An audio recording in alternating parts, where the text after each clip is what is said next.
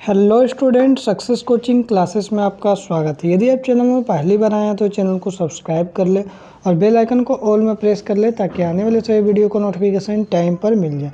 आज हम डिस्कस करने वाले हैं पार्ट 1 जो आपका साइंस का है, कोशिका चैप्टर। जो हम आपको बताने वाले हैं क्वेश्चन बैंक से, जो आपका न्यू जारी हुआ है क्वेश्चन बैंक, उसी से हम चैप्टर वाइज आपको objective question plus filling the blank, ये सब जितना भी आपका एग्ज़ाम के लिए इम्पोर्टेंट होने वाला है, जो आपको बोर्ड एग्ज़ाम 2024 में दीजिएगा, उसके लिए very very important objective question bank से बताने वाले हैं। ये सीरीज स्टार्ट कर दिए हैं। आज चैप्टर नंबर 1 है। इसी तरह चैप्टर वाइज आपका चैप्टर आते रहेगा, इसलिए चैनल में नए हैं तो चैनल को सब्सक्राइब जरूर कर ले। देखिए, सबसे पहला क्वेश्चन यहाँ क्या बोल रहा है, केंद्रक में कौन सा द्रव्य पाया जाता है, कौन सा लिक्विड पाया जाता है। तो याद रखिएगा, इसका राइट आंसर हो जाएगा आपका केंद्रक द्रव्य ही पाया जाता है। ठीक है ना, केंद्रक में कौन सा द्रव्य पाया जाता है, तो याद रखिएगा केंद्रक द्रव्य पाया जाता है। आगे देखते हैं क्वेश्चन नंबर 2 क्या बोल रहा है। तो बोल रहा है जंतु कोशिका में क्या अनुपस्थित होता है, मतलब क्या नहीं होता है। तो याद रखिएगा, जंतु कोशिका में कोशिका भित्ति जो नहीं होता, तो फिर सवाल उठता है कोशिका भित्ति किस में होता है। तो याद रखिएगा पादप कोशिका में। किस में होता है आपका पादप कोशिका में, जो है पादप कोशिका में आपको कोशिका भित्ति मिलेगा, लेकिन जंतु कोशिका में कोशिका भित्ति नहीं मिलेगा। आगे देखिए, तीसरा क्वेश्चन क्या बोल रहा है, क्लोरोप्लास्ट किस में पाया जाता है। तो याद रखिएगा, जो आपका क्लोरोप्लास्ट है तो इसमें पेड़ पौधा में पाया जाता है। तो यह क्या हो जाएगा, पौधा कोशिका में। ऑप्शन नंबर क्या हो जाएगा, बी बिल्कुल राइट आंसर हो जाएगा। आगे देखते हैं यहाँ पर क्वेश्चन क्या बोल रहा है, 4 में बोल रहा है अमीबा क्या है, एकल कोशिकीय जीव है। याद रखिएगा, ऑब्जेक्टिव में आपको पूछ सकता है अमीबा क्या है। तो अमीबा एक एकल कोशिकीय जीव है। इसमें एक ही कोशिका में क्या होता है, अंतर्ग्रहण भी होता है, पाचन भी होता है और अवशोषण एवं उत्सर्जन दोनों होता है। तो इसका राइट आंसर हो जाएगा इनमें से सभी हो जाएगा। आगे देखते हैं क्वेश्चन नंबर 5 क्या बोल रहा है, सर्वप्रथम कोशिका की खोज किसने की, सबसे पहला कोशिका की खोज किसने किया। तो याद रखिएगा, रॉबर्ट हुक ने किया। कब किया, तो 1665 में किया। लेकिन यह जीवित कोशिका की खोज नहीं किया, याद रखिएगा। सिर्फ आपको कोशिका की खोज किसने किया, तो आप तुरंत बोलिएगा रॉबर्ट हुक ने किया।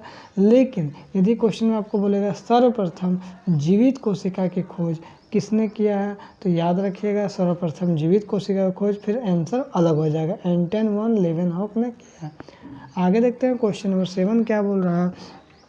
तो सजीवों के शरीर की सबसे छोटी रचनात्मक और क्रियात्मक इकाई को हम लोग क्या बोलते हैं। तो याद रखिएगा कोशिका बोलते हैं। आगे यदि देखते हैं क्वेश्चन नंबर 8 क्या बोल रहा है, इनमें से आकार में सबसे छोटी कोशिका क्या होता है, एग्जाम के लिए बहुत इंपॉर्टेंट है। तो सबसे छोटा कोशिका क्या होता है, माइक्रोप्लाज्मा कहलाता है। क्या कहलाता है, माइक्रोप्लाज्मा। आगे देखते हैं, इनमें से कौन सी एकल कोशिका है जो आकार में बड़ा होने के कारण इसको नग्न आँखों से भी देखा जा सकता है। तो याद रखिएगा, क्या होता है, सबसे बड़ा कोशिका शुतुरमुर्ग का अंडा होता है। क्या होता है, शुतुरमुर्ग का अंडा। आगे देखते हैं क्वेश्चन क्या बोल रहा है, कोशिका के सबसे बाहर का आवरण को घेरा क्या कहलाता है। जो बाहर का जो कोशिका का आवरण रहता है उसको हम लोग क्या बोलते हैं, तो उसको हम लोग कोशिका झिल्ली बोलते हैं। क्या बोलते हैं, कोशिका झिल्ली। आगे देखते हैं क्वेश्चन नंबर 11। देखिए क्या यहाँ पर बोल रहा है, जो कोशिका झिल्ली एवं केंद्रक के बीच का भाग सभी कोशिकाएं क्या कहलाता है। तो याद रखिएगा, इसको क्या बोलते हैं, कोशिका द्रव्य बोलते हैं। ऑप्शन नंबर क्या हो जाएगा, बी क्या हो जाएगा, बिल्कुल राइट आंसर हो जाएगा। आगे देखते हैं यहाँ पर क्या बोल रहा है, कोशिका का सर्वप्रथम कब देखा गया। तो याद रखिएगा 1665 ईस्वी में देखा गया। आगे देखते हैं क्वेश्चन नंबर 13 क्या बोल रहा है, सूक्ष्मदर्शी एवं कोशिकाओं को देखने के लिए उपयोगी विशेष यंत्र क्या है, कौन सा ऐसा यंत्र है। तो याद रखिएगा सूक्ष्मदर्शी यंत्र, माइक्रोस्कोप। आगे देखते हैं 14 नंबर क्या बोल रहा है, कोशिका का ऊर्जा गृह किसे कहा जाता है, हमने पावर हाउस किसको बोलते हैं। तो याद रखिएगा माइटोकॉन्ड्रिया को बोलते हैं। ऑप्शन नंबर क्या हो जाएगा, ए बिल्कुल राइट आंसर हो जाएगा। आगे देखते हैं क्वेश्चन क्या बोल रहा है, एक कोशिकीय जीव का उदाहरण दीजिए। तो इनमें से कौन सा भी तुरंत ही हम ऊपर बताएं, एक कोशिकीय जीव क्या है आपका, अमीबा हो जाएगा। आगे देखते हैं क्वेश्चन नंबर 16 क्या बोल रहा है, कोशिका में गुणसूत्र जो कहाँ पे पाया जाता है, एग्जाम के लिए बहुत इंपॉर्टेंट क्वेश्चन है, तो याद रखिए केंद्रक में। आगे देखते हैं क्वेश्चन नंबर, ये हमारा लास्ट क्वेश्चन है, समान कोशिकाओं का वह समूह जो एक विशिष्ट अंग का निर्माण करता है, तो उसको हम लोग क्या बोलते हैं, उत्तक बोलते हैं, टिश्यू बोलते हैं। आगे देखते हैं यहाँ पर हम लोग देखते हैं कुछ सही गलत को भी हम लोग देख लेते हैं, जो आपको एग्जाम के दृष्टिकोण से इम्पॉर्टेंट होता है। एक कोशिका जीव में एक ही कोशिका होता है, तो याद रखिएगा एकल कोशिका जो है उसमें एक ही प्रकार का कोशिका होता है, एक ही कोशिका होता है। दूसरा क्या बोल रहा है, तो ये हम लोग क्या बोल रहा है, सही बोल रहा है। क्या बोल रहा है, ये हमारा सही बोल रहा है, ट्रू बोल रहा है, ठीक है ना। आगे देखिए क्या बोल रहा है, रक्त कोशिका शाखान्वित होती है, तो ये गलत बोल रहा है, ये आपका क्या हो जाएगा, फॉल्स हो जाएगा। आगे देखते हैं तीसरा क्वेश्चन क्या बोल रहा है, किसी जीव की मूल संरचना अंग है, तो किसी जीव की जो है मूल संरचना क्या है, अंग है, तो ये बिल्कुल अंग नहीं है। आगे देखिए अमीबा की आकृति अनियमित होती है, तो याद रखिएगा अमीबा क्या होता है, अपना आकृति हमेशा बदलते रहता है, तो ये सही बोल रहा है, तो इसको ट्रू लिख दिए।